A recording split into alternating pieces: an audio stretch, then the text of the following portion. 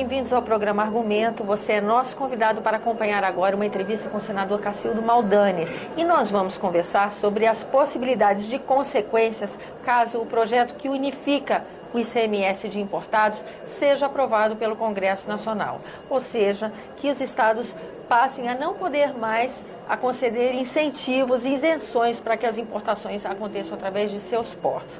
Senador, muito obrigada pela sua presença aqui no nosso programa. Esse é um debate que atrai a atenção de empresários, governadores, trabalhadores e tem sido um motivo de reflexão aqui no Senado Federal. O senhor acredita que esse projeto de lei vai ser aprovado?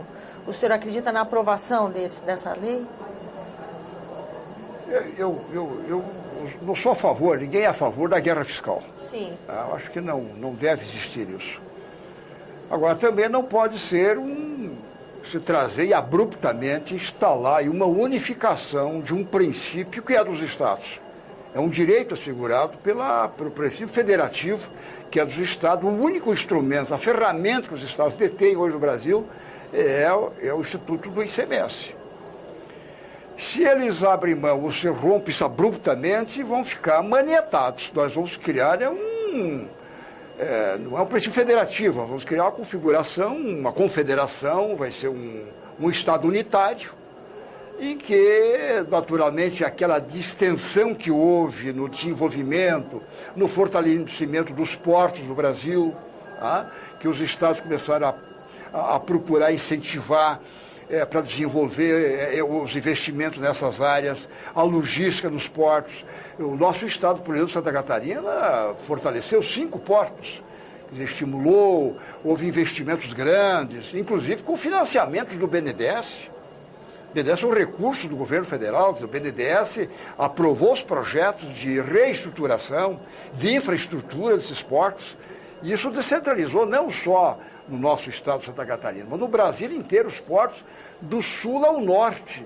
Houve um descontingenciamento dos portos, uma motivação, tanto para importar, quer dizer, para entrar no Brasil, como também para a exportação desses portos, para evitar o congestionamento. Se eu, por acaso, unificar, naturalmente, o que é que vai ocorrer? Aonde se consome mais? O centro consumidor que é no Brasil, os portos se concentram, não precisa nem falar, que fica o centro-oeste, fica o sudeste, né? Naturalmente, pega ali, São Paulo, vai quer dizer, a gestão desses portos, ali não vai ter, vai ser uma loucura, porque ali é que está hoje a centralização dos negócios no Brasil. E o que se está primando é por descongestionar isso, quer dizer, descentralizar no Brasil. E aí, com a unificação, naturalmente, vai tirar o direito dos Estados. Quer dizer, o governo federal tem instrumentos, ele usa os instrumentos do princípio de estímulos, ele tem. Ele tem como o Nordeste, e nós somos a favor, o Norte, são estímulos que usam, são mecanismos que o governo federal detém. Os Estados só têm um. Se abrir mão destes, ele vai ficar na mão. Nós, tudo bem para evitar a guerra fiscal, mas tem que ser uma coisa gradual, paulatina. Eu acho que tem que estruturar, fazer um novo pacto federativo, tem que mexer na questão fundamental. Aliás, houve uma agenda da CNI, agenda legislativa da CNI, tem 16 itens, e eles não tratam da questão... Não elencaram a questão do se unificar não vai fazer com que se importe menos. Não mais bens de capital, o acessório para melhorar a industrialização de produtos que tem que buscar lá fora, tá? Não vai diminuir a importação, não. Com certeza, porque hoje a exportação é bem maior do que a importação. O que vai fazer, o que eles reclamam, e com direito, é que a competição da indústria nacional com os seus concorrentes no mundo, as condições de câmbio, as condições de logística, as condições de infraestrutura, as condições dos juros, dos encargos trabalhistas, dessa carga da folha, isso é descomunal em relação a outros países do mundo.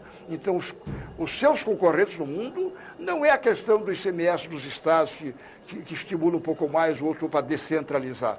Não é isso. Elencaram 16 itens dessa agenda legislativa da CNI que traz à tona que nós precisamos tratar, que é o que é fundamental, mas que não envolve esse caso. Agora, durante o debate desse projeto sobre unificação de ICMS, falou-se também que esse seria um primeiro passo, que também o Congresso se prepara, o Senado Federal, para discutir pacto federativo.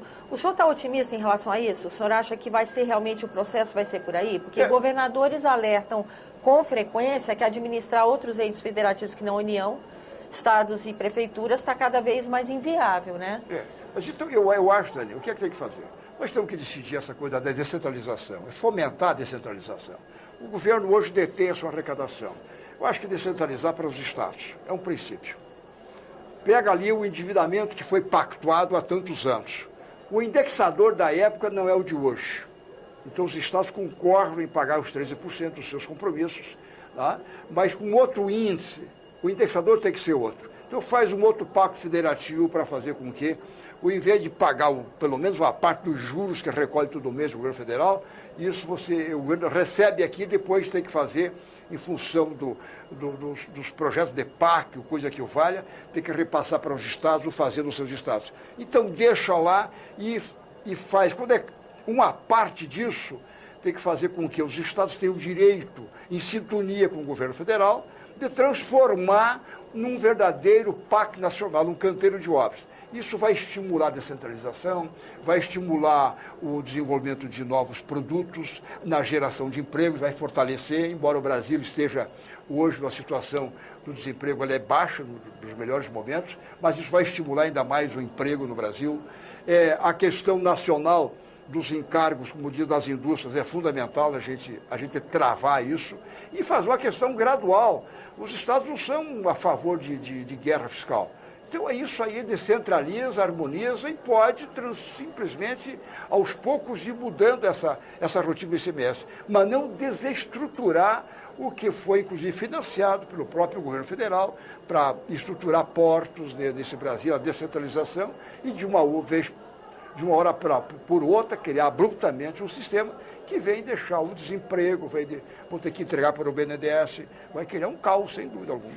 Ações compensatórias, um momento de transição. O senhor acredita que esse projeto vai ser votado acordando procedimentos de transição? Eu acho que ações compensatórias tem que ser coisas concretas, elas têm que ser perenes.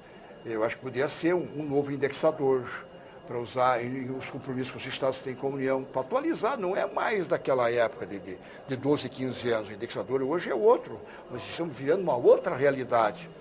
Essa parte do novo pacto federativo, de fazer em sintonia com projetos que o governo federal tem interesse nas regiões, nos estados, eles possam então ajudar a fazer com que isso aconteça. O senhor está vendo ambiente para isso? A compensação ela tem que haver em coisas concretas, duradouras. Aí sim avança. Os estados estão aí, os governadores estão dispostos, e os senadores que representam os estados nesse debate do ICMS, estão dispostos a buscar o que é melhor para o Brasil. Evitar concorrências, é claro, buscar o que é melhor, trazer para exportar, estimular cada vez mais até para que os portos do Brasil possam receber, mas também levar para o mundo que nós produzimos, para evitar até o congestionamento de alguns portos do Brasil. Eu acho que isso que nós temos que fazer, isso é o fundamental. Senador, muito obrigada pela sua presença aqui no nosso programa. E a você que nos acompanha também, muito obrigada pela atenção. Esse é o programa Argumento e eu sou Tânia Horman. E se você quiser entrar em contato conosco, 0800 61 2211, ligação gratuita, ou www.senado.gov.br/TV.